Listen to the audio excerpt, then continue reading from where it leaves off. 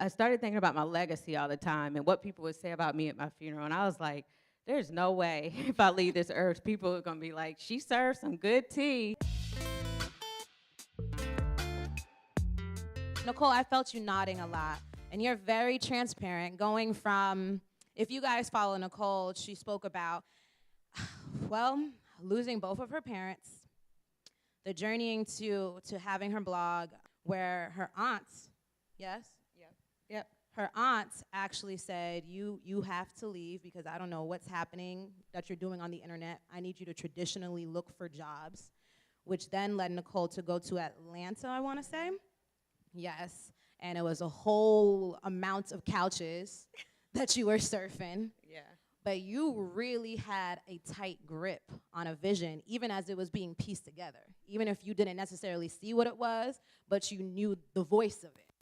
I never planned for what was next. So I was in this situation where I have this huge website. I couldn't really go to my friends and tell them I wasn't happy because they're looking at you like, girl, please. Like, Right. You want some of my problems? Right.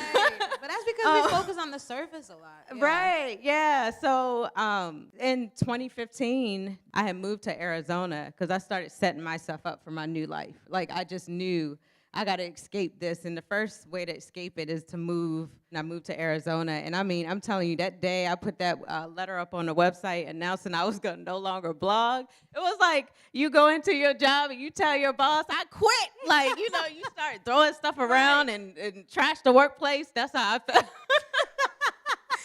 I'm going to leave a scene behind.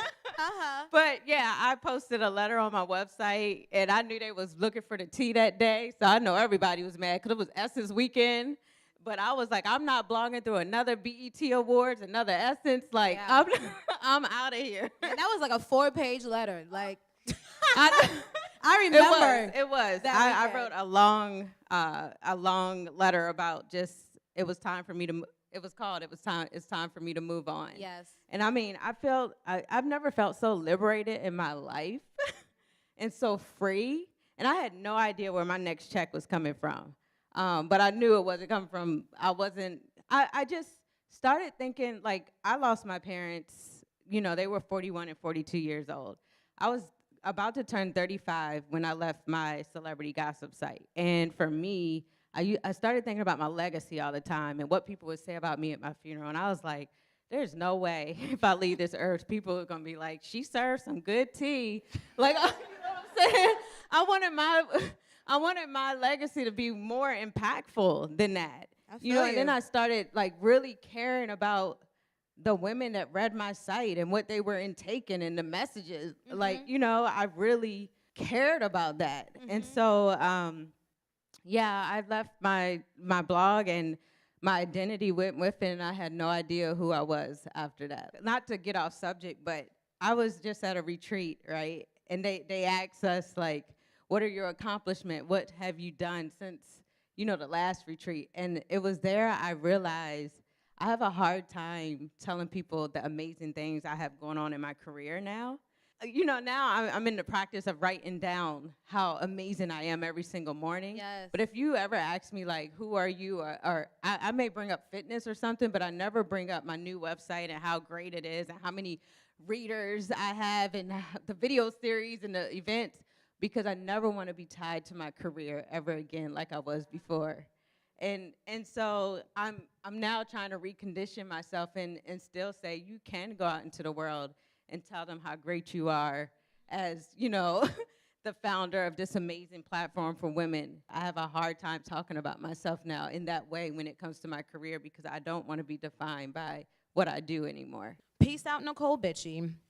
And then before Will Packer, who was there to really, like, remind you that you can build yourself back up? Because you said you didn't know. It wasn't like, okay, we're closing down Necole Bitchie, and then, boom, XO Necole came 24 hours later. Yeah, I mean, it did come 24 hours later. I mean, it came 2 months later. Okay, I'm like, girl. I sprung up a new website fairly quick out of fear I was going to lose my audience. I really needed to take time to myself and figure out who I was, but I felt like I got to hurry up and act fast. So if it's going to be a new website, then I need to get it up, like, today while they're still coming to the site hoping that I'm going to come back. Right. I'm going to come back, but it's somebody new. So I launched a new site within 2.5 months of closing my old one. Like, didn't take any type of break. I started working on a new site immediately, just out of fear. Again, just holding on again. But I will say a year, so I launched a new site and a lot of money is going out. You know, I got to hire a lot of writers. This is a whole different site than the first one. A lot of money going out, no money coming in. And so I blew through like hundreds of thousands of dollars within like 6 or 7, 8 months. I mean, I'm, you know, there's an NFL player, Ariane Foster. He let me borrow money just to keep the site running. But God bless you, King. just because, and he had never met me, but we had the same business manager. But all this money was coming out and no money coming in. And then finally I had to start laying off my staff. And behind the scenes, I'm like, okay, like I've made this public, you know, I feel like the world is watching me because I put this public note up there wondering what I'm doing next. I launched a new site, but I felt like I was failing because it's not making any money. And it got to a point where I laid everybody off. And there were 2 girls that continued to work for me, and they would like shuffle posts to make it seem like we were updating every day, even though we weren't. So we were rotating the same like 50 posts to the home page. Right. And my social girl, I mean, they're working without payment, you know, at this point. And I remember doing a video, and I put it on YouTube, and it's called What I Wish I'd Known Before I Left a Successful Brand. And I put it up, and I had went on a trip. And while I was on this trip, the YouTube video went viral. Like, there's all types of headlines, I think. And I always point out the Essence headline, because that one cut me deep. I look over at her. She was like, it wasn't me. But the Essence headline cut me deep. And the Essence headline said, Necole Bitchy from boss to broke. And I mean. They hit you with the alliteration. I mean, whew.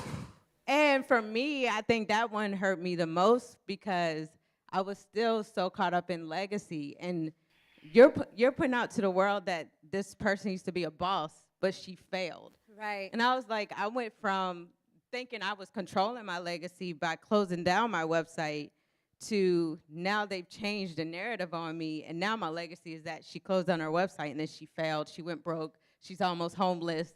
Like there was so many things attached to that story. She's about to go back and live with her aunt. And I mean, it broke me. It totally broke me. And I had to come back to the States. And I remember I had all these speaking engagements. And I just did not want to show up. I just wanted to be in a fetal position because I'm like, now everyone thinks I'm I mean, I was trending on Twitter, on Facebook. I mean, they talked about me on the radio in Atlanta. You know, a friend called. It was just everywhere. But I always say to myself, like, when you ask God to use you, you can't choose how he uses you. Amen. And, like, he had to show me at my lowest just so that next year people saw me and the website got acquired by Will Packer. But I feel like it was meant for everyone to see me at this moment where I'm questioning everything I ever did. And seeing me with no money and seeing me trying to struggle just so that, like, that moment was even more of a greater win, yes. I think, you know? Right. So, yeah, that was my feeling like hit rock bottom moment. Like, I failed a million times in my life, but I haven't had the world watching, you know? Different. Yeah. Because that adds a whole nother layer. Yeah. I mean, I've learned that now most of my anxiety comes from just the pressure that I put on myself to, even after my acquisition, I'm always wondering, am I living up to the expectations? You know, every event has to be perfect. Every video that I put out has to be perfect because now I'm representing him as a company and as a brand as well. So, yeah. Yeah, but I think, like, Will chose you because he doesn't want perfection.